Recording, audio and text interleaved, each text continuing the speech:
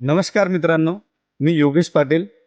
तर यावर्षी खूप साऱ्या शेतकऱ्यांनी माझ्या नियोजनावर हळद या पिकाचं नियोजन केलेलं आहे आणि ते नियोजन कुठल्या पद्धतीनं त्याचे रिझल्ट आले हे तुम्ही वर व्हिडिओ देतो त्याच्यामध्ये पाहू शकता. आतापर्यंत हळदी त्यांच्या कशा आहेत. आज सुद्धा आपण एका प्लॉटवर उभा आहोत, जो माझ्याच नियोजनातला होता.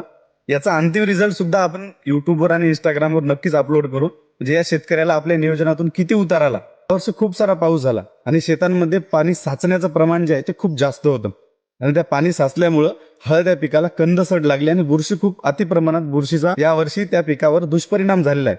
पण या परिस्थितीत सुद्धा शेतकऱ्याचा हात न सोडता आपल्या नियोजनावरच त्या सगळ्या कठीण परिस्थितीतून बाहेर काढून चांगलं पीक आपण शेतकऱ्यांचं ठेवलेलं आहे आणि त्या पिकाचा कुठल्या पद्धतीने रिझल्ट आला हे सुद्धा आपण काही दिवसांमध्ये ज्यावेळेस हळदी काढायला येतील त्यावेळेस नक्कीच तुम्हाला इंस्टाग्रामच्या माध्यमातून दाखवू.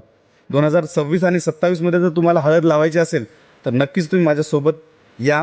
आपण सगळेजण मिळून एक चांगल्या पद्धतीनं हळद पीक असो किंवा विविध पिकं असतील त्या पिकांचं मी तुम्हाला नियोजन देईन. नियोजनाच्या माध्यमातून चांगलं उत्पन्न तुम्हाला काढून देण्याचा माझा प्रयत्न असेल आणि हा शब्द सुद्धा असेल, कारण काम झाल्यानंतर लांब जाणं हे माझ्या रक्तात नाही आणि प्रत्येक कठीण परिस्थितीमध्ये साथ देणं हे माझ्या बापानं मला शिकवलेलं आहे.